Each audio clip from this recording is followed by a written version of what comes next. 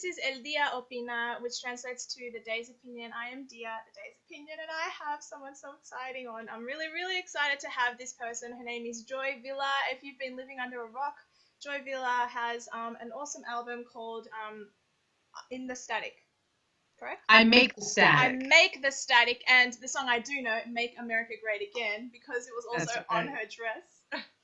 And That's right. That's right. And this is you, Joy Villa. You're here. You're talking to me. Hello, lovely. Thank you so much for having me on. Thank you. Is this an exclusive out of curiosity? Am I the first Aussie to have you on? Or am I not? You know what? You are the first Aussie. You're the first Aussie conservative I've ever done an interview with. Yay! Yes. Now, the Cocktail Rev is an Aussie blog. I don't know if you know those guys, ladies. I don't. They've done stuff for my fashion. They're actually in Melbourne, I think, maybe Sydney. But I've never had a conservative Australian blog ever do an interview. So you are the first exclusive. And I'm in the studio, Nashville Tracks, and I'm recording my second album. So you're getting an exclusive in the studio, making music. You've been so awesome. I rescheduled it a bit, and you're just amazing. Thank you. Oh, no, that's okay. I'm really excited. I read somewhere that you were part Argentinian. Is this true? Yes. I'm my Latina. Dad. You are Latina. Yeah, so we're probably cousins. We probably could be. Look at the eyes. On the eyes. The cheekbones. On the curls. On the cheekbones. Do you speak Spanish? Latina? Very little bit. You should do a Spanish language album. That would be cool. I should, actually. I want to. The Latin Grammys has asked me if I have any Spanish music, so muy bien, I need to muy practice bien. my Spanish. Listen, I speak enough Spanish to get by, and if Justin Bieber can speak Spanish, anybody can speak Spanish. Despacito. Puerto Rico. Yeah, Puerto Rico. Yes. Oh, so I'm black, I'm Italian, I'm Latina, I'm Native American. You're a mutt. I've told all my life, you have to pick one. You can't be everything. What are you? Choose a side. I hate that. Yes, it is what I am. Come on. That's right. Exactly. I'll get into some of the nitty-gritty questions while I have you. One of them is pretty much just the central theme line of my channel. What made you pro-life? Oh, I just did another couple posts about being pro-life. I am. So, did you see those? Okay, it's very important for me to be pro-life. So first of all, I believe that God created us all to live life and live life abundantly. So that includes the unborn. That includes babies that are not born yet. And it's an essential part of living this in life is to respect all living things, including the unborn. That's my standard. Like, life is life, and it's precious. For me personally, I was 21 years of age. I just turned 21. This was 10 years ago. And I found myself with an unwanted pregnancy. It was unplanned. And the man I was with was really beautiful and sweet at the time, but he was addicted to drugs, and our relationship quickly deteriorated because of that. So I found myself going, okay, it's not what I thought it would be, having the father and the mother and the baby and us getting married. You know, I wanted to do the right thing. And as a Christian, I said, okay, this is what you have to do. You have to get married. You know, I really wanted to legitimize our relationship and raise this child. And unfortunately, I was stuck. I was broke. You know, I really didn't know what to do to be able to take care of myself. I wasn't the best, most responsible person at the time. And thank God I had an opportunity. Really, I was praying. I was praying to God, and I saw in this newspaper headline, it said, like, in the back of the newspaper, actually, it said, loving parents wishing to adopt. So I called the number. I was in tears. I talked to an adoption specialist, and I was walked through a way to adopt out my child, who it's an open adoption. I have a relationship with her. That's better. Yeah. Yeah. It was for the mother giving her up. Yeah. Absolutely. And it's something that I cherish, and it's so precious. As hard as it is, because I never have judgment on any, pregnant moms. You could be a teenager, could be a product of rape. There's a lot of horrible things that happen in this world, but do not put that horribleness on that child. That baby deserves life. You deserve to give it life. Yes. So you can say you're a mother. I am a mother today. And I cherish this. And so I am staunchly pro-life because of what happened to me. And I made the decision. It would have been easy to have an abortion. Quite honestly, the nurse, when I got my pregnancy test at the hospitals, encouraged me to have an abortion. She said, oh, I had 3. My daughter had 3. It's no big deal. And it was like nothing. It was like going to 7-Eleven for a lot of people, for this woman. It's like and it was, oh, exactly. It was the most horrible thing to be encouraged for that. And unfortunately, women, we think we have, pro-choice and everyone's got a choice. No, quite honestly, if you're not pro-life, you're forced to be pro-abortion. It's not even a choice anymore. They don't say you can do adoption. Yeah, they don't even encourage women to raise their child or to look at other options or to do adoption. Really, the people who give freedom and help the mother have responsibility and healing and forgiveness are the pro-life movement. And that's why I will always be pro-life. I will always come from a place of love and understanding, having been through it myself. Yes. It's very easy to make the decision, an abortion, no big deal. But it is a big deal, and it will haunt you. And you could give your child life. And you could give a family life, and you could give yourself the gift of life and healing and forgiveness and love. Oh, I so agree with everything you just said. Thank you. Is that part of the reason that made you pro Donald Trump? Because he is pro-life and he gets so much hate for it, and I don't understand it. But I like that he's pro-life, and I think that's for humanity, that's for women and for men. Yet I don't know if it was together. Is that part of the thinking that made you vote for him? Well, really what led me to Trump is his boldness. And the fact that he's also pro-life is incredible. He takes a stand for the unborn. He takes a stand for the victims of this country, the people who've been pushed aside, which is an American, hardworking American citizens, and the underdog, which has been the American public. Under Obama, we were oppressed. We were forced to be like, globalism is the answer and America doesn't matter. We used to be so patriotic. I was just talking to my friend today about this. Now, after 9/11, which was really a horrible time, but right after that, it was the most beautiful time because we used that tragedy to grow closer together. I distinctly remember people singing God Bless America, showing American flags, American pride. I saw it from here. Respect, yes, patriotism. Back. It was a dirty word. And then Obama got elected and it all went down the drain. It was suddenly not okay to be American. And we had to apologize and be embarrassed and not hurt anyone's feelings. And there's people from other cultures. And but they come here, they share their culture, and that makes American culture. Americans don't look a certain way or talk a certain way. No. We just love our country. And you're an Australian and you love our president and our country. He's pretty great. He's pretty great. I love Donald Trump because of that. He cares about Americans. He's hard for us, and he's cutting taxes. The numbers don't lie. Yeah, he is saving us money. He's putting jobs back where they need to be, and he's a man of his word, and he does not take any BS. He's not afraid. Joy, he's a racist. Oh, of course, obviously. I mean, being a part of the campaign advisory board, which I was the advisory board for most of last year, I had down because I announced my possible congressional runs. I saw this. I was going to ask, but you already mentioned it. Yeah, but I work very closely with Trump and his team, and I tell you, nobody there is racist at all. I know that. It's blatantly obvious he's not racist, and they're trying to get him to this whole shithole country. Multiple times for Hispanic Heritage Month, by the way, in October, which you need to come next year. It's awesome. I want to go to the United States. It's in my list. Come on out, girl. I will. Hook me up, We'll hook you up. I'll put it on like, Donald Trump, we got a girl. Good. Follow me on Twitter. He runs his own Twitter. You can't control. I mean, the fact that he tweeted me was one of the greatest moments. I was like, it's very good. Very sweet, kind, and strong man. Our president. I get that vibe too. I was wondering whether you have noticed a shift in culture. Obviously, for a long time, you coming out as a conservative, you were probably persecuted to the nines. But now, now that the year has passed, has it shifted a little?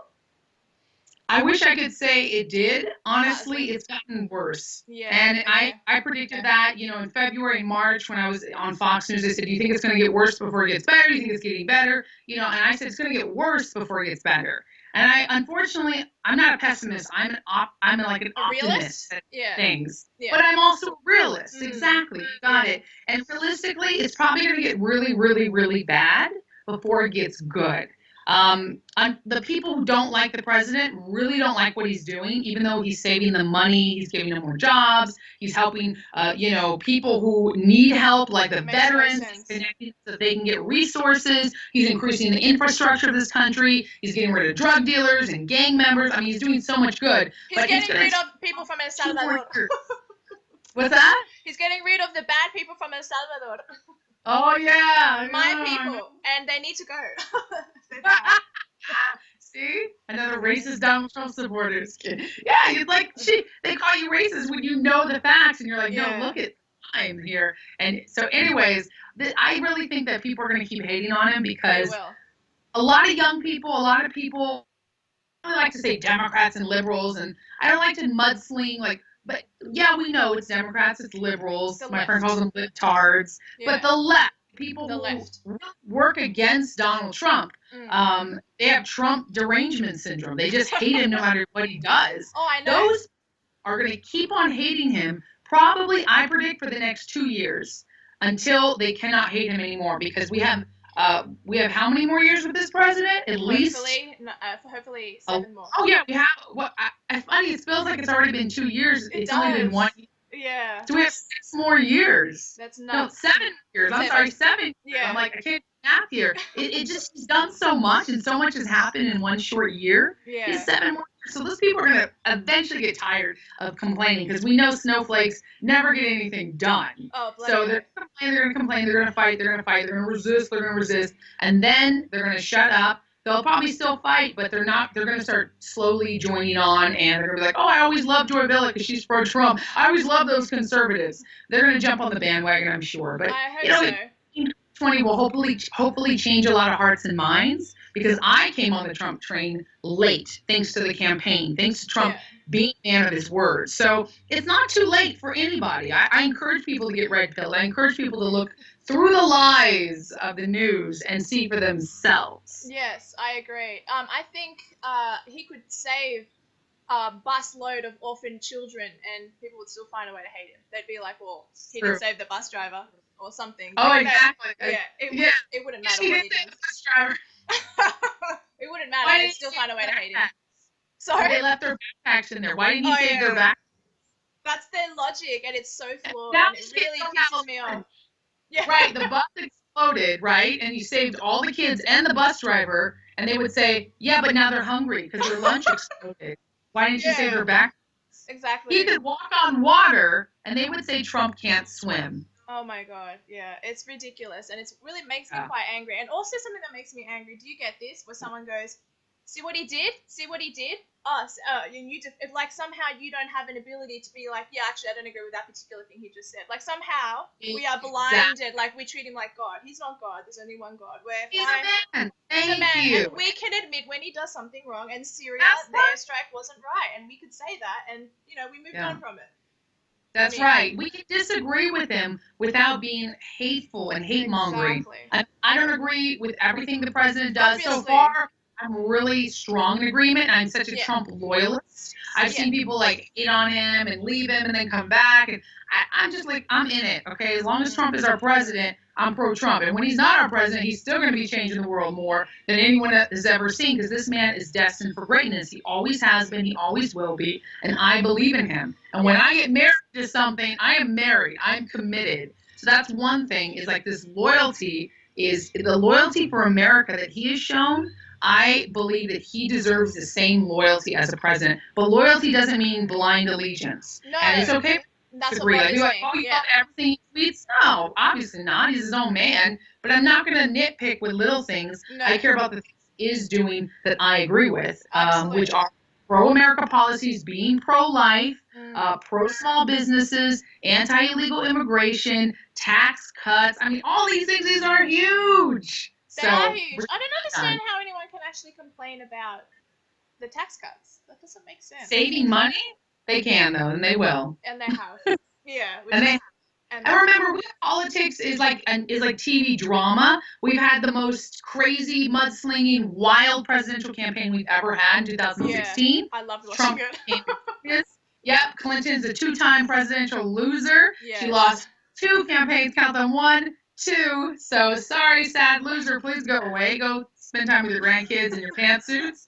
Trump won his first ever presidential run. Yeah. And it's now a new era, though, because we have Twitter being used as news sources. People will say something and use Twitter as a reference. Yeah. And I'm like, okay, Twitter shouldn't be the reference because a lot of people have a lot of weird opinions on Twitter. You could take 10 tweets that say, oh, I hate this person, and you could make an article to say there's a backlash, they hate this person. But you missed the 55 tweets where they love this person. Exactly. And you take a sampling of the craziest people online or craziest people in the world, you can just find them on Twitter.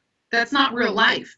People are much more sane, much more loving. They want unity. I know people go, I just talked to someone in the studio, someone who said, oh, I hate Trump's guts, but I want him to win because he's our president. Oh, and I was that's like, nice. There you go. See? Yeah, but some people can't even do that. Yeah. Yeah. That's so Yeah. good. And it's just, I know we'll probably have to finish up now for you. Well, how did you become a vegan? That seems a bit random. Ooh. Yeah, So back to vegan. you. I love this question. Yeah. Yeah. I'm a vegan bodybuilder. I won my 3rd place and 4th place competition. Yeah, you said that on Ladder with Crowder. That's right. And I did all vegan. I love Ladder with Crowder. Yes. I love him. And great. I became vegan after being a vegetarian since I was 11. I turned vegetarian at 11 years old, and then I went vegan. And a girl at school said that she went vegan for the animals. Yeah. I love animals. I love that idea, and I also hate eating meat. It always made me tired, sluggish, and dairy made me bloated. So I'm lactose intolerant. So I unpacked all these health issues and these weird things like pimples and low energy. And once I found out that going vegan would help that, my life changed. And that's why I became a certified nutritionist and a personal trainer. Oh so my that God. I can get You're making me feel shit about myself. Stop with your accomplishments. I can help you. I can help you. It really is the cleanest, best lifestyle to just go plant-based food. I wake up with energy. I go all night. I enjoy coffee, chocolate, ice cream, hamburgers, everything everyone else does, except it's plant-based. Yeah. And it's very hard to get weight. It would interest everyone in Australia to know right now that she's got this amount of energy right now, and it's a little past 10 o'clock there, and it's almost 6 a.m. here. And I've been recording all night. It's actually 10:45, so it's almost 11. I've been recording all day. Actually, the last couple of days, we've been recording on my new album. So just singing, the top of my lungs. Yeah, I can't wait to get the album. Oh, yeah, it's going to be awesome. Wait, you have to make America. Oh, no, I have your single. Keep the static. I will, I promise. Yes, I have your single, I promise. Yes. You gotta get, I Make the Static. You know why you have to get that album? Is there some Latin stuff in there I might like? No, why? The cover was shot in Sydney. Oh! Not Melbourne, but it's Australia. Sydney That's plug. picture. Aussie plug. Aussie awesome. plug. Love it. Hold it down for the Aussies. How much time have you spent here? It sounds like a little. Oh, a lot. I toured extensively, 35 countries a year for 4 years. Okay. And I spent a lot of time in Australia. We do the tour. The summer tour would start in America, and then we'd go overseas, me and my husband and my musicians. I'd hire local musicians, so I play with a lot of Australians as well. And we tour Asia, and then we go Europe in May, through the spring, and then we go to Asia once it starts getting cold overseas, and then we go to Australia in the winter time because it's your summer over there. Yeah. So every time I go from Asia, like Japan, we go right over to Australia. So we hit Perth. I have a lot of friends in Perth, believe it or not. You have a new one in Melbourne? Sydney, Melbourne, Perth. And then we go to New Zealand too. Yeah, New Zealand. I haven't been there, but yeah, Land of the Hobbit. That's so close to you. I know, it's 3 hours away. What, you'd think I'd be there? Like, yeah, it's not that far on an aeroplane, but yeah. I'll come see you. Backstage passes. It's all good. Of course. Anytime. Gorgeous. Hook me up, Latina sister. Hook you up. Absolutely. It's been such a pleasure. I am so thank glad. You so much. I love it. Love your energy. Love what you stand for. Appreciate you. Thank you for loving our president and supporting me and my music. It means a lot. That's all right. I wish I had a Make Australia Great Again hat. I was wearing an American one, and I got told that it was cultural appropriation. Oh, stop it. That's hilarious. You need to tweet that. Oh, I It's should. not. I'll tweet it to you.